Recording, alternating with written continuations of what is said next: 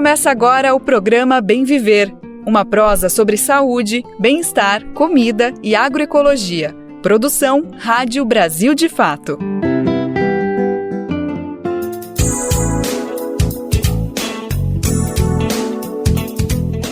E hoje é terça-feira, dia 7 de maio de 2024. Quem tá chegando por aqui é mais uma edição do Bem Viver, uma produção do Brasil de Fato. Na próxima 1 hora, vamos ter um papo muito bacana, uma prosa para falar sobre agroecologia, saúde, alimentação, cultura, além de atualizar as questões que estão pegando fogo no Brasil. Vamos falar muito do que está acontecendo no Rio Grande do Sul, entender esse fenômeno e, principalmente, compartilhar como cada pessoa do Brasil, independentemente de onde viva, pode contribuir, pode ajudar com toda essa população, com todo esse povo gaúcho que vive uma situação completamente desesperadora. Vamos falar sobre isso e sobre muita coisa. Bora conferir os destaques do programa de hoje.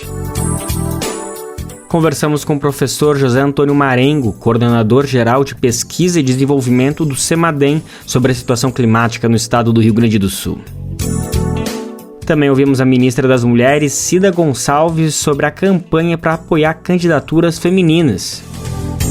Vale se beneficiou de violação contra povos indígenas pela ditadura para a construção de estrada de ferro Carajás. Prazo para a regularização do título eleitoral termina amanhã. Esses são alguns, mas são vários os destaques do programa de hoje. Bora lá que ele só está começando.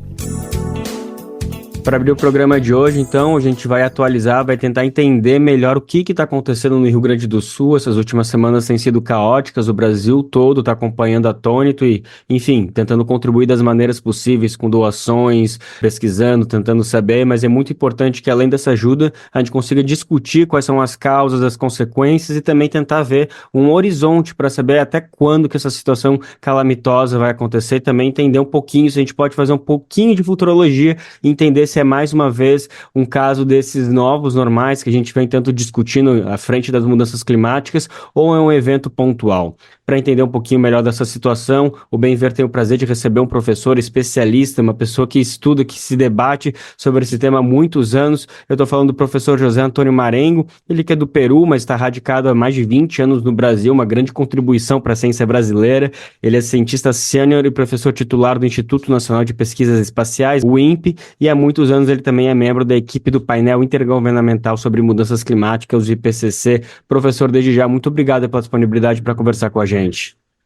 Eu que agradeço. Perfeito. Professor, como eu comentei, a gente quer muito entender até quando essa situação vai perpetuar, quando que a gente vai poder ver um horizonte, mas eu acho que antes de saber um pouco disso, ia ser bacana entender melhor o que está acontecendo, o que a ciência já tem em conta para explicar por que esse fenômeno está sendo tão avassalador. Então eu queria te ouvir um pouquinho das explicações que a gente já pode cravar sobre o que está por trás de todo esse fenômeno que está atingindo o Rio Grande do Sul especialmente.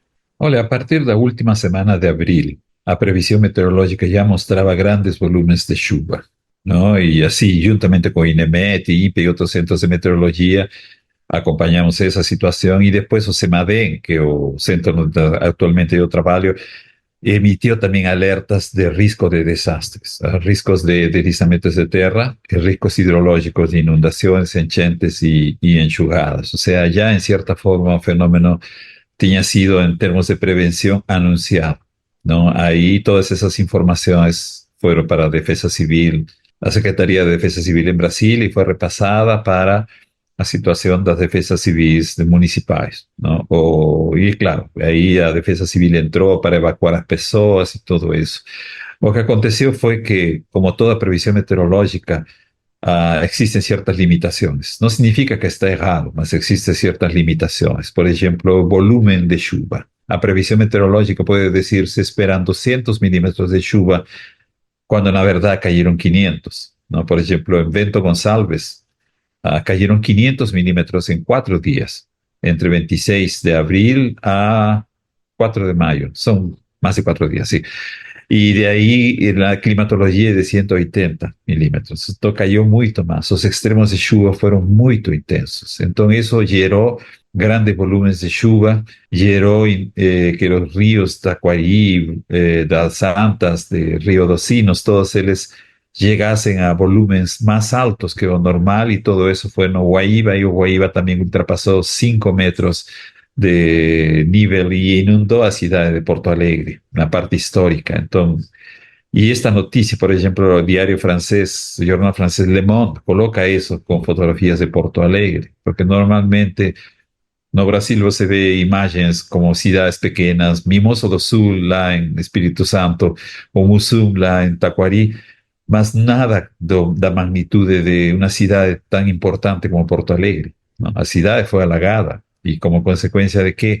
De um volume de chuva muito alto que as comportas do Lago Guaíba não conseguiram suportar, não? Então aí já vem uma mensagem, não? De que está chovendo tanto que as estruturas hidráulicas que foram construídas décadas atrás já não estão tomando conta. Igual que em São Paulo, chove muito e os bueiros e todas as tubulações já não tomam conta disso. Ou seja, quando se construíram, não se pensava que o clima ia mudar e que as chuvas aumentariam e seriam mais violentas, não? Então, e as chuvas, a causa de isso foi realmente, podemos dizer, três causas. Foi uma entrada intensa de massas de ar húmedo que vinham da Amazônia, o desenvolvimento de uma zona de alta pressão sobre centro, oeste e sudeste do Brasil, gerando uma ola de calor. Essa onda de calor, solo seco, temperaturas altas, gerou como uma barreira. Então, as frentes frias que vinham do sul não conseguiam ultrapassar essa barreira e ficaram estacionárias sobre o Rio Grande do Sul, soltando todo esse volume de chuva. Algo que era de esperar porque ainda estamos no fenômeno do El Niño, não? Que ainda está fraco, mas está presente. E durante o El Niño acontece essa situação de mais chuva no Brasil, não? Só que o volume de chuva foi muito além do esperado. Então, isso foi mais ou menos assim, em poucas palavras, uma situação. E o que se espera para os próximos dias é uma redução de chuvas. As chuvas estão mais concentradas no sul do Rio Grande do Sul, na fronteira com o Paraguai, com o Uruguai. Mas o nível dos rios do Guaíba, isso vai descer lentamente, entendeu? Agora, se se tem previsão de chuvas mais intensas no que resta da semana, fim de semana, então pode subir novamente, mas se as chuvas param, o nível dos rios ainda vai estar alto e vai demorar bastante a descer. Certo, são notícias que dão uma esperança, mas ao mesmo tempo a gente não consegue fazer um futuro de precisão, porque realmente já é uma situação calamitosa, então tem que ser um cenário muito positivo para que a gente consiga ver uma resolução até o final da semana.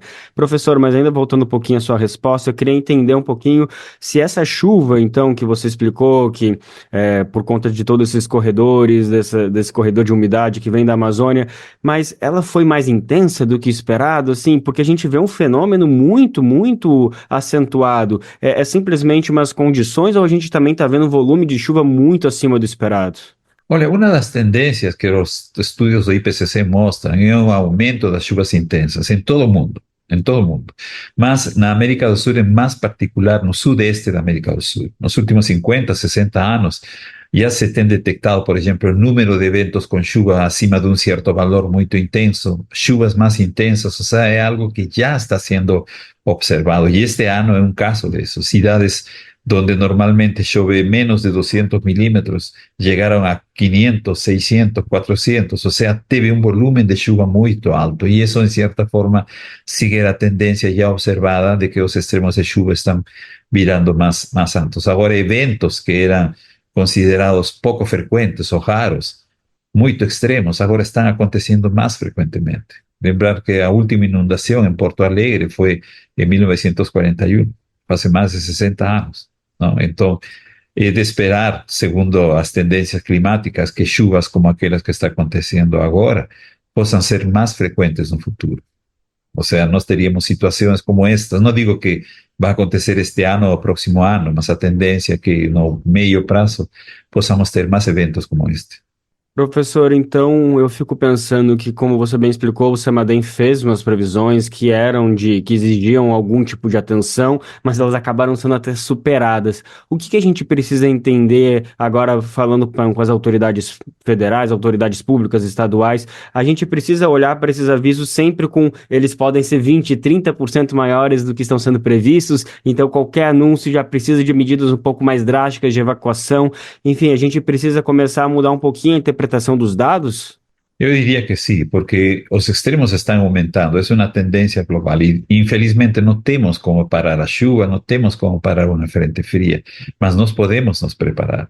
Y una de las mejores formas de preparación es percepción del riesgo de desastre. Cuando digo percepción, es que el pessoal da defensa civil, dos gobiernos y la población entiendan que una chuva intensa puede generar un desastre, una inundación, un enchente, una enxurrada o un deslizamiento de tierra. Entonces, con esa percepción, la población puede estar más preparada, porque cuando son orientados a salir de las casas, muchos no quieren salir por motivos diferentes. Y cuando quieren salir ya es tarde demais y ellos suben a los telhados de las casas. Imagina alguien de cadera de rodas o alguien idoso, no consiguen subir a los telhados de las casas. Entonces, todo eso requiere un cierto grado primero de preparación por parte de la población y de los gobiernos. Asumir que estos eventos están aconteciendo, tomar las alertas del riesgo de desastres seriamente, porque puede hacer la diferencia entre vida y muerte. Y obviamente las ciudades tienen que estar mejor preparadas,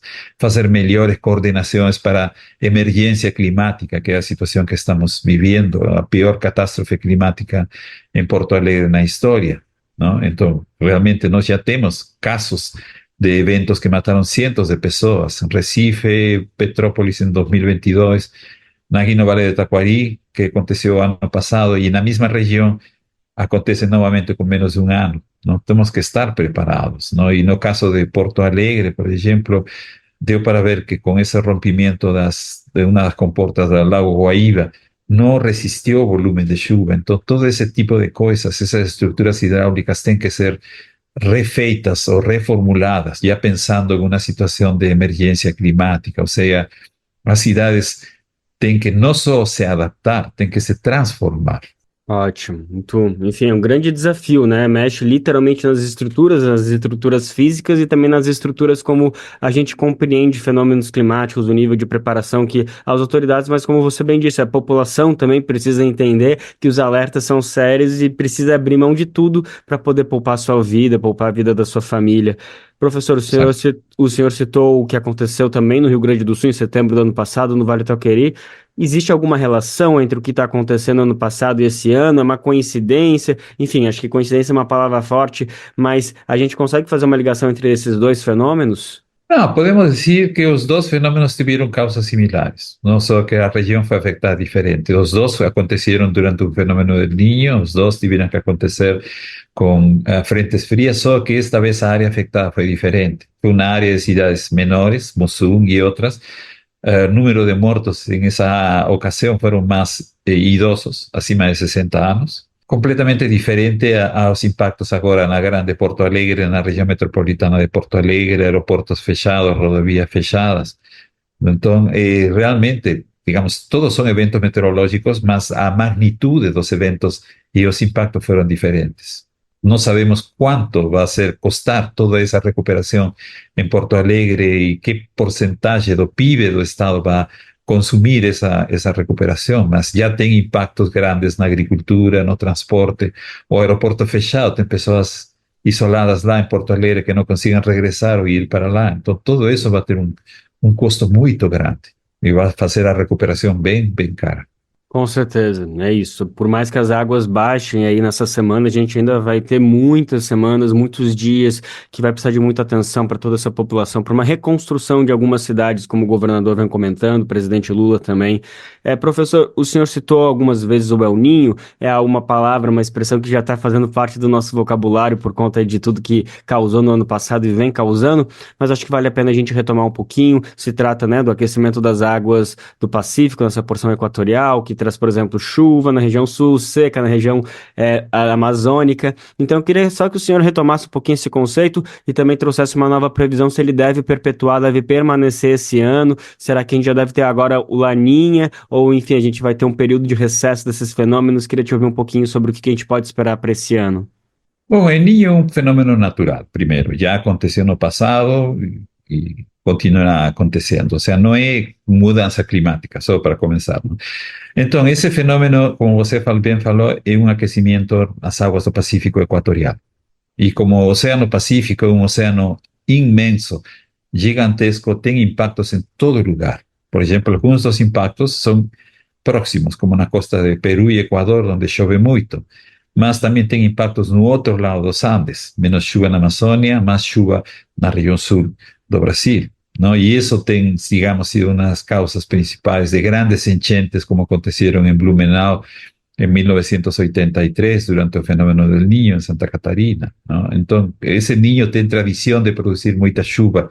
E o oposto do fenômeno La Niña tem uma tendência de produzir menos chuvas, estiagens e até secas na região sul. Já tem acontecido essa situação durante os anos do El Niño, La Niña de 2019, 20, 21 e 22, que se tinha uma situação de seca em grande área da região sul. Agora, a previsão mostra que o fenômeno del Niño já alcançou sua máxima intensidade a final de 2023 e agora está em uma fase de enfraquecimento e que a meados do ano nós devemos entrar em um regime de La Niña. No, aparentemente não vai ter transição, vai ser imediato. Nós não sabemos qual que será o impacto de La Niña, mas La Niña historicamente traz como consequência estiagens na região sul do Brasil. Então, este tipo de extremos que estamos tendo, umas chuvas muito intensas e a possibilidade de estiagem seguidas depois de uma chuva muito intensa, realmente nos leva a pensar que, de fato, já estaríamos em um novo clima, uma situação de emergência climática, não? Ou como dizem por aí, a nova normal climatológica, onde o novo normal vai ser um clima extremo. Vai ser muito chuvoso, muito seco, muito quente, vai ter ondas de frio, talvez mais quente que frio, mas vai continuar. Então, esse é um clima futuro, que como modelos do IPCC proyectan, va a ser un clima más de extremos. Y ya estamos experimentando esos nos últimos anos. Nossa, professor, te escutando dá uma ansiedade, a gente fica tentando imaginar como que a gente vai conseguir conviver com isso, mas o senhor já acabou de explicar anteriormente que necessita de uma ação urgente de autoridades e também de uma compreensão da população, que a gente vai precisar realmente mudar o nosso jeito, entender, interpretar de outra maneira os fenômenos, porque se trata sobre isso. Eu sei, agora para fechar nossa conversa, que o senhor já falou um pouquinho da dificuldade de fazer uma previsão, seja para essa semana da situação do Rio Grande do Sul, mas eu queria te ouvir um pouquinho se a gente consegue imaginar que será que para o final da semana as águas já vão ter baixado a ponto de poder começar esse início de reconstrução das cidades? A gente consegue fazer mais ou menos uma previsão se no final da semana a gente já vai ver pelo menos a água no nível de estabilidade que permita a ação da Defesa Civil, dos bombeiros, para conseguir ver o que sobrou, o que precisa ser refeito? Olha, eu acho que isso vai ter que esperar um pouco, não? Porque realmente, como te falei, as previsões nos dias próximos é de menos chuva. As chuvas estão concentradas mais no sul do Brasil, norte do Uruguai. Mas pelo que eu via, porque a previsão tem uma certa validade, 5 dias, não? Então nós teríamos que esperar até meados da semana para saber a previsão de fim de semana e inícios da próxima semana. Mas pelo que aparentemente vai entrar uma frente fria, esta vez vai ser mais ar frio que chuva, mas depois pode acontecer novamente outra entrada. Então, em certa forma, trabalhos de reconstrução deveriam esperar um pouco até que o clima se estabilize, e isso pode tomar algum tempo, como também pode tomar algum tempo as águas do Guaíba e os outros baixar, podem tomar mais dias. Ainda que pare a chuva, vai ser bem lento a queda dos níveis dos rios, e ver qual foi o prejuízo. É muito cedo como para começar a fazer reconstrução. É bom planejar a reconstrução, mas começar já a fazer agora é melhor esperar, porque pode chover novamente. A gente recebe essa informação com muita aflição, né? Como eu te disse antes, uma ansiedade de tentar ver alguma resposta, mas a gente está nesse momento de imprevisões. Mas é importante entender mais ou menos o que pode acontecer e reforçar cada vez mais a ajuda, a humanização das pessoas, de poder apoiar, doar, participar mesmo que de longe, mas ajudar essas pessoas, todo esse povo gaúcho que está passando por essa situação. Bom, professor José Antônio Marengo, mais uma vez, muito obrigado pela disponibilidade para conversar com a gente, viu? Ok, eu que agradeço. Que tenha um bom dia. A gente agradece então a participação do professor José Marengo. Ele é coordenador geral de pesquisa e desenvolvimento do Centro Nacional de Monitoramento e Alerta de Desastres Naturais, o CEMADEM. Ele também é cientista sênior e professor titular do Instituto Nacional de Pesquisas Espaciais, o INPE.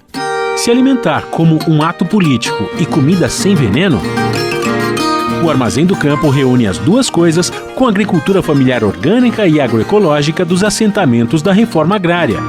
São várias lojas espalhadas pelo Brasil com produtos do Movimento Sem Terra, MST, além de atividades culturais, cafeteria e almoços coletivos. Encontre o Armazém do Campo mais próximo de você pelas redes sociais e venha! Traga sua família e amigos para conhecer um novo jeito de comer bem.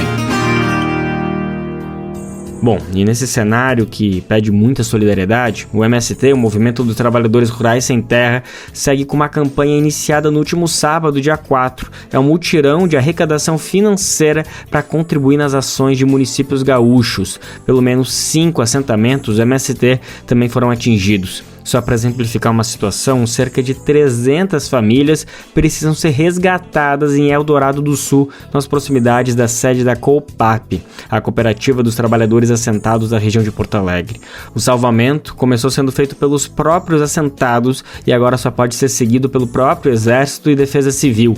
As famílias estão sendo levadas para assentamentos na região onde a água não chegou nas casas. A perda atingiu a estrutura das casas, móveis, lembranças e a produção de alimentos saudáveis, incluindo o arroz e as hortas agroecológicas. Recentemente, camponeses e camponesas já haviam replantado as culturas após a enchente do final do ano passado. As famílias seguem em abrigos coletivos nesse período. Os assentamentos que sofreram com as enchentes foram o Integração Gaúcho, Apolônio de Carvalho e Conquista Nonoiense, que ficam em Eldorado do Sul.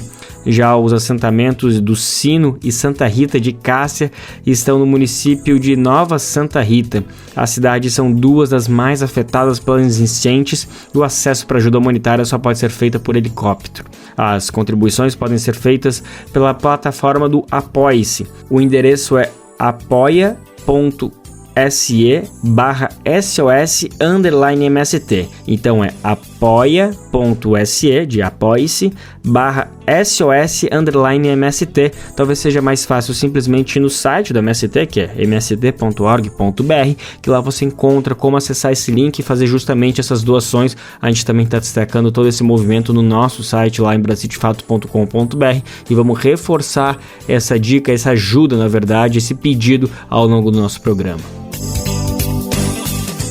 Vamos falar agora sobre uma matéria produzida pelo Brasil de Fato Rio Grande do Sul, sobre uma enchente que começa com o seguinte texto, presta atenção. Abre aspas. A água subia vertiginosamente, invadindo canto e recanto sem nada respeitar.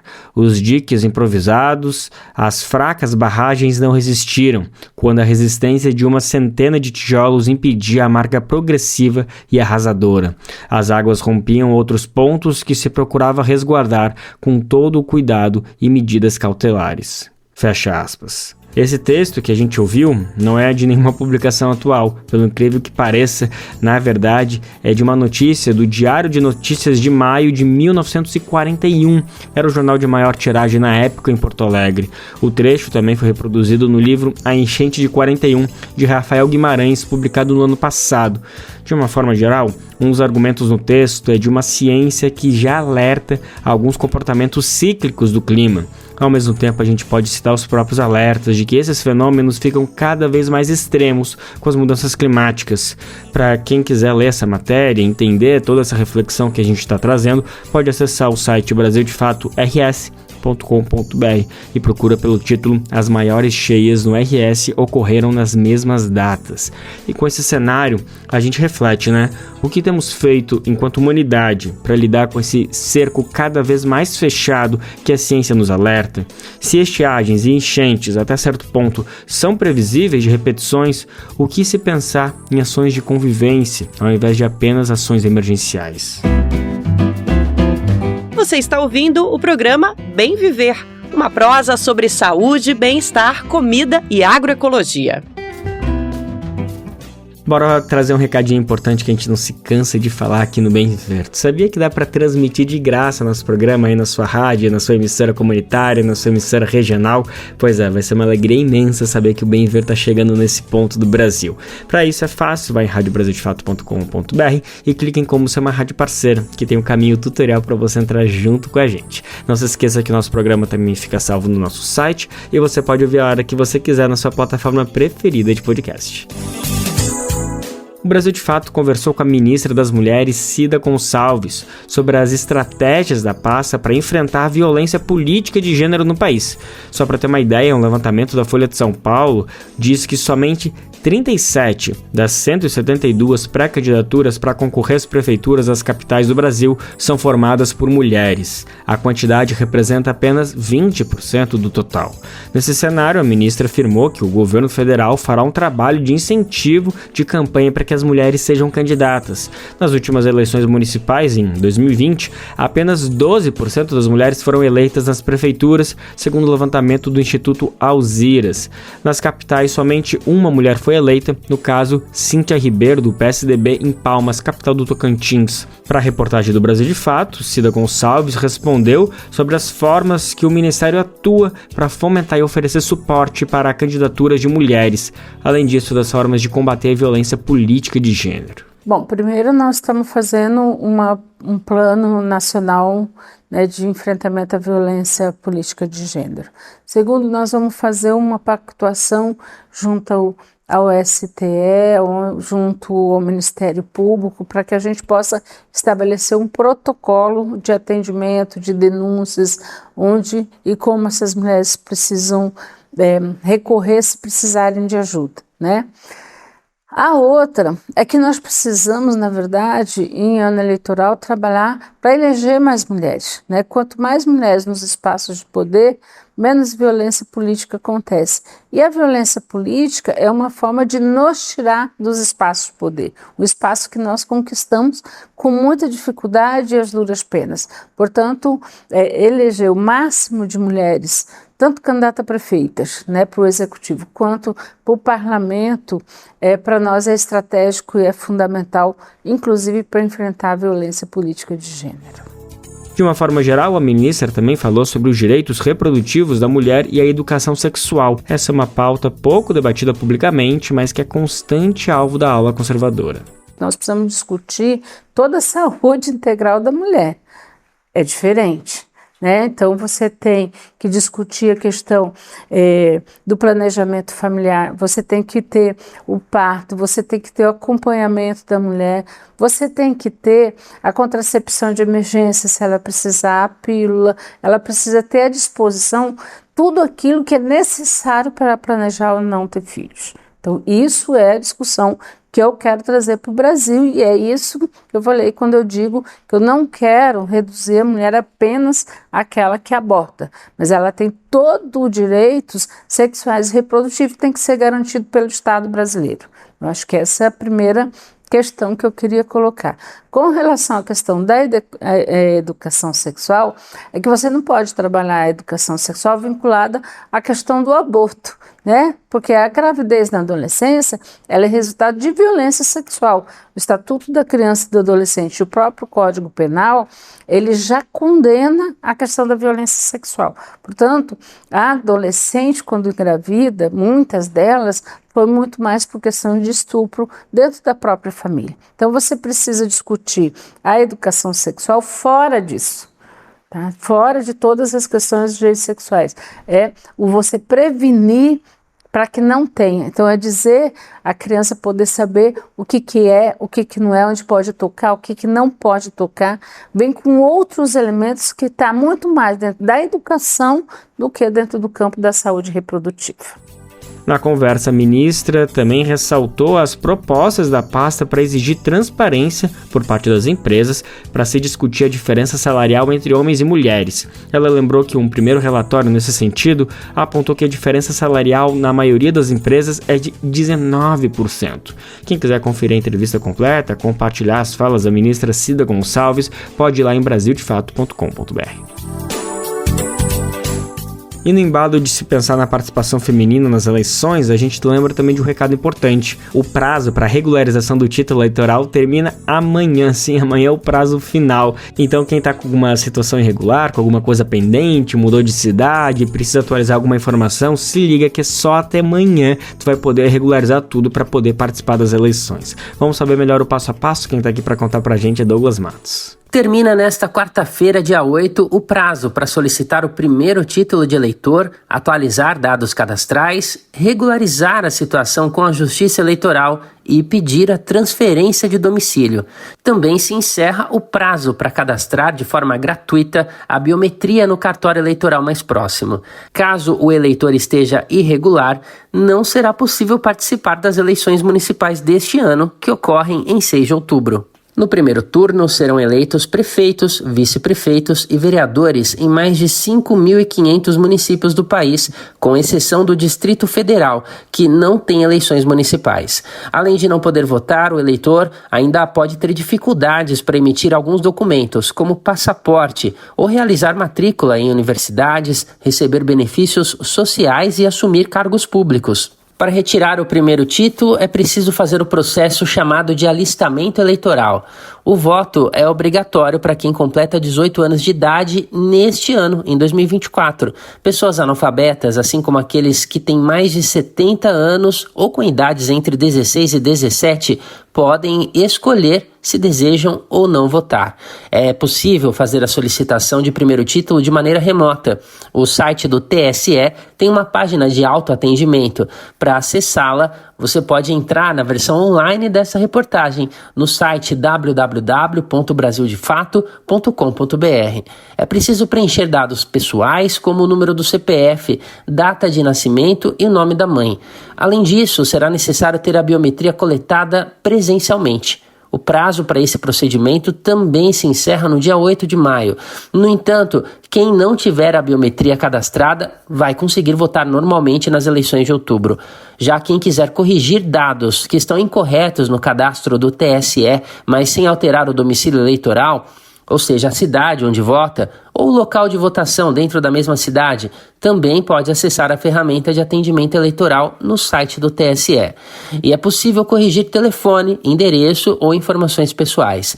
Por outro lado, quem se mudou e deseja garantir o direito ao voto nesta eleição precisa pedir a transferência de domicílio eleitoral. Tem direito à transferência quem já está residindo na nova localidade há pelo menos 3 meses. Depois de acessar o sistema do TSE e informar a alteração do endereço, será preciso enviar documentos como um comprovante de residência atualizado. E quem deseja apenas trocar o local de votação dentro da mesma cidade não precisa enviar documentos que comprovem a eventual mudança de endereço. Nesse caso, basta acessar o autoatendimento eleitoral do TSE e clicar em Atualize ou Corrija seu título eleitoral. Depois, em Troque seu local de votação dentro do mesmo município. Após preencher os dados, será possível fazer a mudança. Brasil de Fato, uma visão popular do Brasil e do mundo. Leia e ouça as informações que mais interessam no seu dia. Política, economia, direitos humanos, cotidiano, saúde e cultura tratados com pluralidade e diversidade. Jornalistas, articulistas e movimentos populares reunidos em um só veículo. Esse é o Brasil de Fato. Conteúdos em texto, áudio e vídeo que informam e contribuem na luta por uma sociedade mais justa e fraterna. Quer ficar por dentro? Então acesse brasildefato.com.br. E a gente chega com mais uma edição da série Futuro Interrompido, 60 anos do golpe do Brasil. Agora a gente confere os impactos de empreendimentos da Vale na saúde das pessoas. A empresa se beneficiou das violações contra o povo indígena Gavião pela ditadura para a construção da estrada de ferro Carajás. E no aniversário de 27 anos da privatização da Vale, a reportagem do Brasil de Fato relata os impactos dessa obra sobre povos originários no estado do Pará. Vamos saber mais detalhes. Quem está aqui para contar esse material especial para a gente é o nosso repórter Pedro Stropassolas. No dia 28 de fevereiro de 1985, o trem da Companhia Vale do Rio Doce passou pela primeira vez dentro da reserva indígena Mãe Maria, no sudeste paraense. Dos 892 quilômetros de extensão da estrada de ferro Carajás, 17 quilômetros estão dentro do território dos 3 subgrupos do povo Gavião, Ki-KTG, Acrati-KTG e Par-KTG. A ferrovia foi construída no início dos anos 1980, dentro do projeto Grande Carajás, lançado no governo de João Figueiredo, o último presidente da ditadura militar. A linha liga a maior mina de minério de ferro a céu aberto do mundo, em Carajás, ao porto de Ponta da Madeira, em São Luís.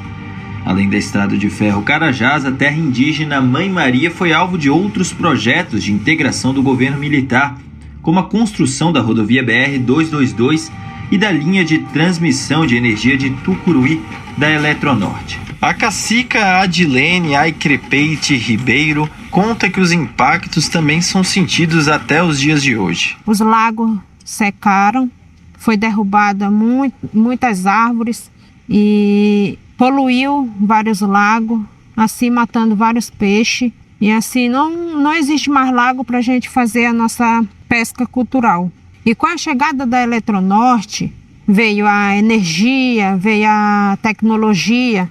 Então hoje o canto das mulheres, hoje a gente não pratica mais, porque a gente praticava em noite de luar, porque a luz da lua, né, batia no pátio da aldeia e as mulheres se reuniam e a gente cantava. Hoje isso não acontece mais, porque hoje a aldeia já é toda iluminada, então mais ninguém senta no meio, né, do pátio.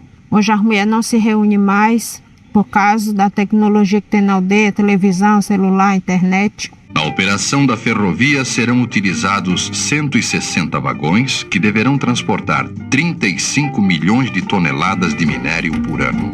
Com o lema Integrar para não entregar, o Plano de Integração Nacional, editado em 1970, também estimulou a ocupação da região, vista pelos militares como um vazio populacional. Segundo dados da Comissão Nacional da Verdade, a construção de estradas na região, como a Transamazônica, provocou a morte de 8 mil indígenas somente no governo do general Garrastazu Médici, entre 1969 e 1973. Quem explica é o professor Tátsio Coelho, da Universidade Federal de Viçosa. Esse processo de desindustrialização já estava em percurso ali nos anos 70, quando tem a instalação do projeto Grande Carajás. Fundamental a gente pensar como essas pessoas foram desterritorializadas durante esse período, as populações indígenas, mas também populações tradicionais do Sudeste paraense. E em termos internacionais, né, de inserção soberana, a gente percebe uma inserção subordinada do Brasil na cadeia produtiva global a partir desses grandes projetos da ditadura civil-militar. Os Pacá-TG são os mais numerosos entre os povos de Mãe Maria.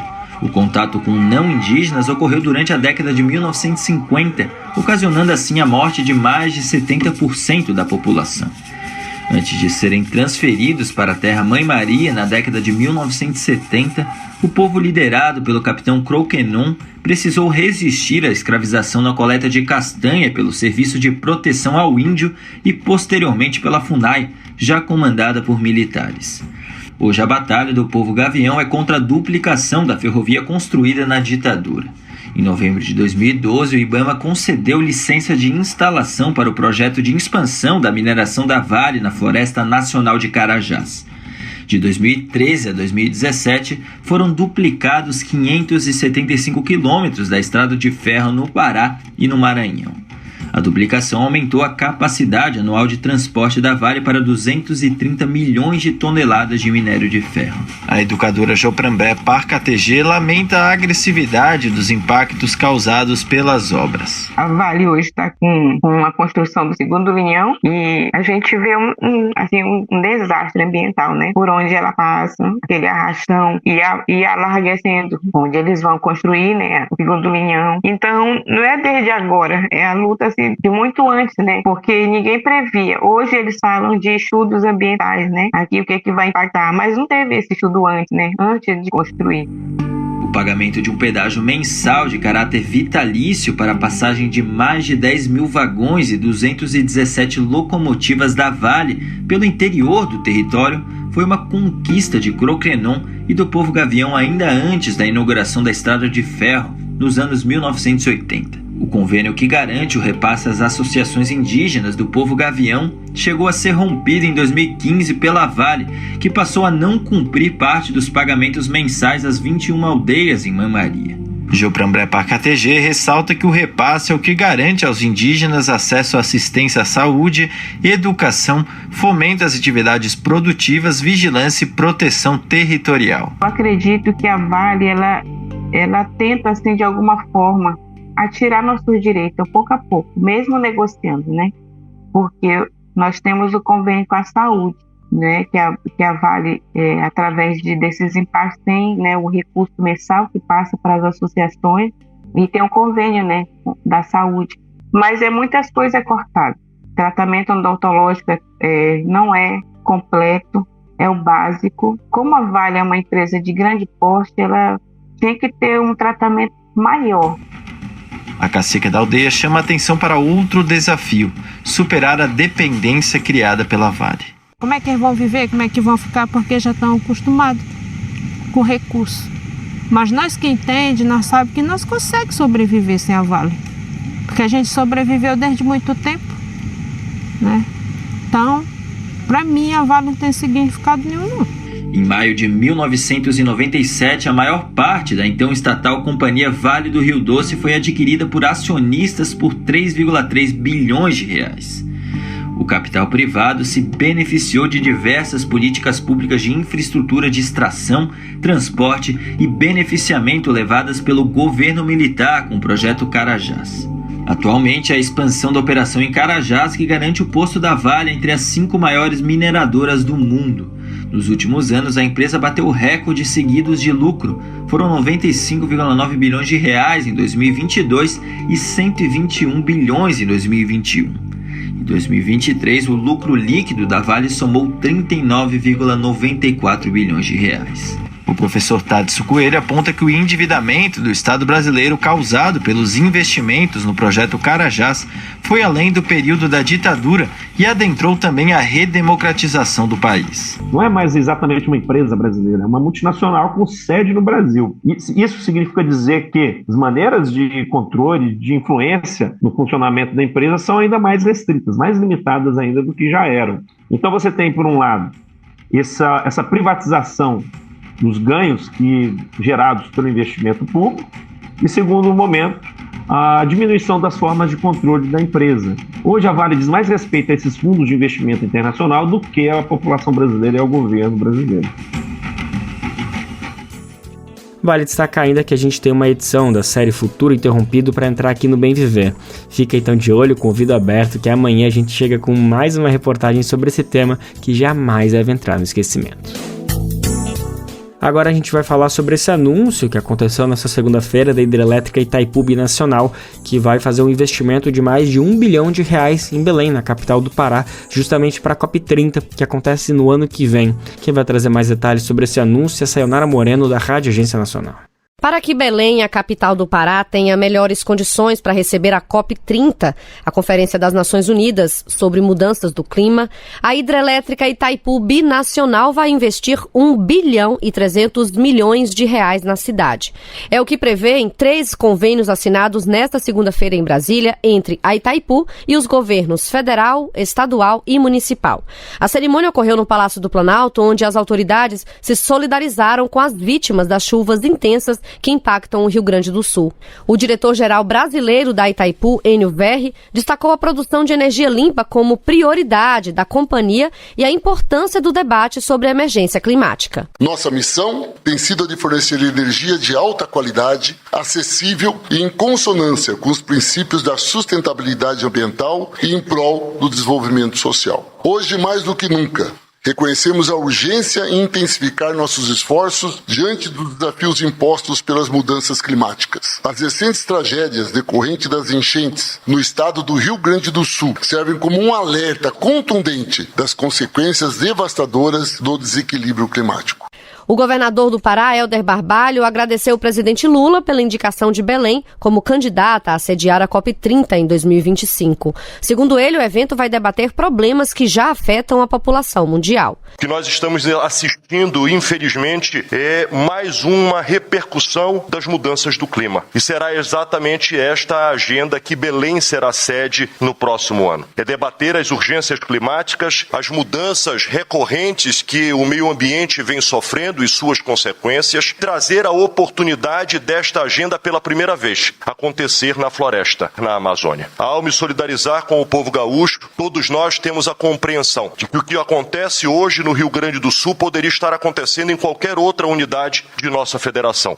De acordo com o prefeito de Belém, Edmilson Rodrigues, as obras na capital paraense já iniciaram e os investimentos da Itaipu vão dar mais corpo às melhorias para toda a população. As obras sob responsabilidade da Prefeitura de Belém para a COP30 estão entre as mais adiantadas no cronograma de entregas. A assinatura deste convênio, portanto, vem coroar e dar maior força às significativas transformações já em andamento em nossa cidade. Com a COP30, novas portas se abrem em Belém, com novas oportunidades de crescimento para todas e todos, especialmente para os mais pobres. Os mais de R$1 bilhão vão ser aplicados na execução de 3 convênios. Um com a Secretaria de Obras Públicas do Estado do Pará para melhorar a infraestrutura viária, rede coletora de esgoto e equipamentos de controle de tráfego. O segundo convênio é para a implantação do Parque Urbano Igarapé-São Joaquim, com diversos projetos de melhorias, além da reforma e revitalização de um dos principais pontos turísticos de Belém, o Complexo Ver o Peso, onde fica um dos mercados mais antigos do Brasil. Outro convênio é para a criação de uma metodologia para a gestão de resíduos sólidos, ações de educação ambiental e de inovação em biotecnologia. Lembrando que a Conferência sobre Mudanças Climáticas da ONU vai ocorrer em novembro do ano que vem em Belém. O evento reúne a cada ano lideranças mundiais para discutir como conter o aquecimento global e como criar alternativas sustentáveis para a vida no planeta. A edição deste ano vai ser no Azerbaijão. A ABJD é a Associação Brasileira de Juristas pela Democracia. Defende o Estado democrático de direito, a presunção de inocência, o devido processo legal e o acesso à justiça. A ABJD é a única organização do Brasil que reúne todas as categorias de juristas. Do estudante à juíza, da servidora do sistema de justiça ao defensor público. Juristas democráticos são essenciais para evitar retrocessos e avançar nos direitos e garantias. Faça parte da ABJD. Entre no site e associe-se a abjd.org.br. Vamos voltar a falar um pouquinho sobre clima, sobre previsões. O INMET, que é o Instituto Nacional de Meteorologia, divulgou um alerta de grande perigo com mais uma onda de calor. Vamos saber mais detalhes? Tatiana Alves conta pra gente. O Instituto Nacional de Meteorologia divulgou nesta segunda-feira em Brasília um alerta de onda de calor com previsão de temperatura 5 graus Celsius acima da média. O aviso vale por pelo menos 5 dias e há, segundo o órgão, risco para a saúde. O próprio INMET define o grau de severidade do fenômeno como de grande perigo. A onda de calor vai afetar, sobretudo, os estados do Rio de Janeiro, São Paulo, Minas Gerais e Paraná.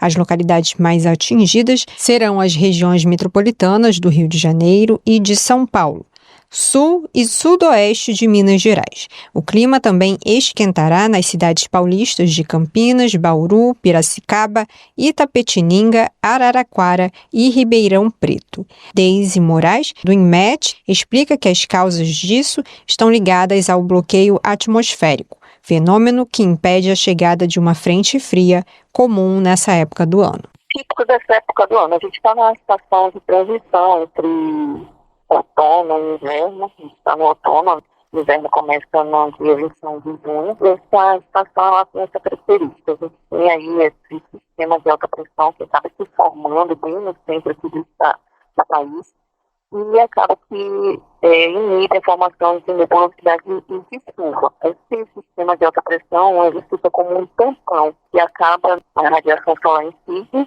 diretamente na atmosfera e aí esse tampão acaba elevando as temperaturas. Desde o final de abril, municípios do Mato Grosso do Sul, sul do Mato Grosso e de Goiás, oeste de São Paulo, noroeste do Paraná e Triângulo Mineiro têm sofrido com as altas temperaturas. No início de maio, o fenômeno se deslocou para o leste, atingindo outras áreas da região sudeste, inclusive o estado do Rio. A previsão era que a situação perdurasse até domingo, mas o INMET decidiu prorrogar o alerta até quinta-feira, severa para algumas áreas. Segundo o Ministério da Saúde, é importante evitar a exposição direta ao sol das 10 da manhã até as 4 da tarde, usar roupas leves que não retenham muito calor, aumentar o consumo de água e fazer refeições leves. Vamos voltar a falar sobre as enchentes, que tem mais um assunto importante para a gente destacar. É justamente com elas, com esse aumento do nível da água, que aumenta a preocupação com a proliferação de doenças. Algumas delas não são causadas pela água, mas sim a contaminação. É uma realidade que merece muito cuidado. A repórter Carolina Pessoa, da Rádio Agência Nacional, explica melhor essa situação para a gente. Ocorrências de chuvas e inundações, como as que atingem o Rio Grande do Sul, também levantam outra grande preocupação: a proliferação de doenças. O contato com a água contaminada pode levar a uma série delas, como febre tifoide, leptospirose e hepatites A e E. Isso ocorre porque a água carrega agentes infecciosos que podem se propagar mais facilmente e contaminar a população. Além disso, o ambiente é propício para a proliferação de mosquitos, como a Aedes aegypti, transmissor da dengue, entre outras doenças. Outro perigo é o tétano, que pode ser contraído por meio de ferimentos em locais de perigo. Por isso, entre as recomendações para quem está em situação de enchente, está o uso de roupas apropriadas, com botas e luvas, ou sacos plásticos para proteger pés e mãos. Outra orientação é ferver e filtrar a água antes do consumo. Além disso, deve-se ter atenção aos sintomas dessas doenças. O infectologista Celso Ferreira Ramos Filho, professor da UFRJ e membro da Academia Nacional de Medicina, explica que o uso de cloro é mais uma dica de cuidado. Você tem como clorar essa água, colocar um pouco de cloro, muito pouco de água sanitária. Existem em supermercados uns comprimidozinhos próprios para lavar, desinfetar salada. Isso pode ser usado em água de beber, que tem que estar limpa, ela não pode estar, óbvio, não deve estar barrenta. O especialista também aponta que essas doenças não são causadas pela água, e sim veiculadas por ela. Doenças são causadas por germes que são veiculados, transportados ou se reproduzem dentro da água. A água que cai da chuva é bastante pura e se contamina quando se mistura com outras coisas aqui na Terra. Ele ressalta ainda a gravidade de uma das doenças mais comuns em enchentes, que ocorrem especialmente em pessoas que ficam muito tempo imersas em água, a leptospirose. Pode ser potencialmente muito grave, pode levar a um quadro grave de febre, icterícia, olho amarelo e insuficiência renal, chegando até a perder a capacidade de produzir urina, e se não for tratado, e se não for muito bem tratado, morre. Recomenda-se ainda que alimentos e medicamentos que entraram em contato com a água contaminada sejam jogados fora, mesmo que embalados com plásticos ou fechados, pois ainda existe chance de contaminação. Também deve-se usar repelentes, especialmente para evitar a dengue. Em caso de sintomas, a orientação é procurar ajuda médica o quanto antes. É por essa e outras questões que a gente reforça a importância da solidariedade com as pessoas impactadas pelas enchentes no Rio Grande do Sul. Além de perder tudo, há um agravamento pelas questões de alimentos, água potável, roupas e outros itens de necessidade básica. E a gente prometeu, então vamos trazer de novo agora como a gente pode ajudar, como cada um, independentemente da sua região, pode apoiar essas pessoas que estão passando por uma situação tão calamitosa. Você pode ir no endereço, então, apoia.se/SOS_MST. Talvez seja um pouquinho confuso anotar o site assim, então vai em mst.org.br, que lá você consegue encontrar justamente esse link para poder fazer uma contribuição para todas essas famílias assentadas que estão numa situação completamente complicada, precisando de todo tipo de ajuda. Então qualquer valor, qualquer maneira que tu conseguir enviar um apoio, seja onde você estiver, pode ter certeza que vai apoiar e muito todas essas famílias. Qual foi a última vez que você ajudou a salvar uma vida? Nájila Lima, do Hemocentro do Ceará, tem um recado para você. As doações de sangue elas devem acontecer todos os dias, não somente em datas comemorativas como Semana Santa, Natal. O paciente ele não escolhe o dia de adoecer, a gente não tem sangue em farmácia nem em laboratório, a gente realmente precisa contar com a disponibilidade, a solidariedade das pessoas. Tome uma atitude e salve vidas. Doe sangue. Uma parceria Rádio Senado. O assunto agora é educação. A gente informa que estão abertas as inscrições para a Olimpíada Brasileira de Física das escolas públicas deste ano de 2024. As instituições que desejarem participar devem ficar atentas ao calendário. Quem vai trazer mais detalhes para a gente é Daniel Lamir. Estão abertas as inscrições para a Olimpíada Brasileira de Física das Escolas Públicas de 2024. Podem participar os estudantes do 9º ano do Ensino Fundamental, do Ensino Médio e da EJA, Educação de Jovens e Adultos, das escolas públicas municipais, estaduais e federais. Mas para valer a inscrição, é preciso que as instituições de ensino interessadas tenham ao menos um professor responsável pela organização local da Olimpíada. As escolas têm até o dia 3 de junho para realizar o credenciamento, indicando o número de estudantes que farão as provas. A Olimpíada vai ocorrer em 2 fases, divididas nos níveis A, B e C. A prova da primeira etapa será aplicada no dia 20 de agosto, contendo questões de múltipla escolha. A segunda fase está marcada para o dia 23 de novembro, com uma parte teórica que terá o valor de 60% e outra experimental, responsável por 40% da nota final. A Olimpíada Brasileira de Física das Escolas Públicas é um projeto apoiado pelo CNPq, o Conselho Nacional de Desenvolvimento Científico e Tecnológico. Na prática, a iniciativa constitui um programa permanente da Sociedade Brasileira de Física, responsável pela execução do exame. Esse programa já ocorreu em caráter de projeto piloto em alguns estados todos os anos desde 2012. Agora, pela primeira vez, será realizado em todo o Brasil. O objetivo é a valorização da escola pública e a melhoria do ensino e estudo das ciências, especialmente da física. Você está ouvindo o programa Bem Viver, uma prosa sobre saúde, bem-estar, comida e agroecologia. E para ninguém esquecer, a gente tem um encontro marcado sempre de segunda a sexta-feira a partir das 11 horas da manhã aqui na Rádio Brasil de Fato. Você encontra o nosso programa em qualquer lugar do mundo por meio da internet. E a partir da 1 da tarde a gente chega aqui na Rádio Brasil Atual, na nossa parceira RBA 98,9 FM, você escuta aqui na Grande São Paulo. Mas é isso, a gente chega no mundo inteiro pelo nosso site radiobrasildefato.com.br e você escuta a hora que você quiser pelo nosso site, que a gente deixa o programa lá salvo bonitinho, e você também pode ouvir na sua plataforma preferida de podcast, como Spotify, Deezer, iTunes e Google Podcast. Você adora ler, ama livros e gostaria de entender melhor o nosso país? Imagine receber todo mês um kit com um livro e um dossiê que te ajuda a entender a nossa sociedade hoje, por um preço baixinho e com frete grátis para todo o Brasil.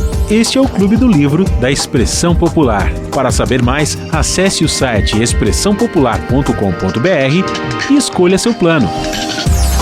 Assine agora! Expressão Popular. 20 anos na Batalha das Ideias.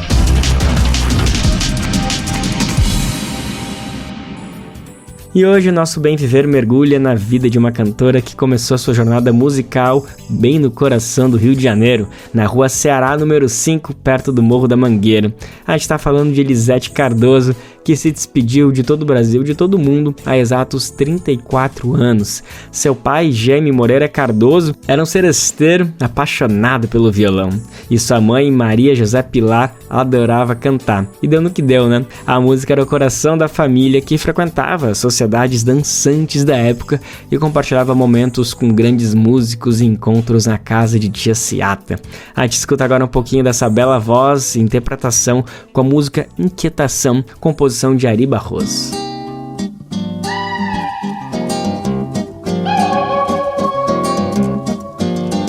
Quem se deixou escravizar e no abismo despencar por um amor qualquer, quem no aceso da paixão, entregou o coração a uma mulher. Não soube o mundo compreender e a arte de viver, nem chegou mesmo de leve a perceber que o mundo é sonho, fantasia, desengano, alegria, sofrimento, ironia. Nas asas brancas da ilusão, nossa imaginação pelo espaço vai, vai, vai sem desconfiar que mais tarde cai para nunca mais. E assim, o Bem Verde hoje fica por aqui. A gente tá de volta sim ou sim amanhã, quarta-feira, em mais uma edição inédita e fresquinha do nosso programa, que você pode escutar pelo mundo inteiro pela radiobrasildefato.com.br ou aqui em São Paulo pela Rádio Brasil Atual 98,9 FM. O programa vai ao ar em diversas rádios pelo país, e a lista completa de emissoras que retransmitem o Bem Viver você encontra no nosso site na matéria de divulgação diária do programa. Aqui a gente aproveita para agradecer esses veículos por estarem com a gente. O Bem Viver também fica disponível como podcast no Spotify, Deezer, iTunes e Google Podcast. A apresentação deste programa foi de Lucas Weber, roteiro de Daniel Lamir, edição e produção de Daniel Lamir, Mariana Lemos e Douglas Matos, trabalhos técnicos de Lua Gattinoni, Edson Oliveira e André Paroche, coordenação de Rádio TV Muniz e Ravena, diretora de programa de áudio Camilo Salmásio, direção executiva Nina Fidelis, apoio toda a equipe de jornalismo do Brasil de Fato. Até amanhã, tchau!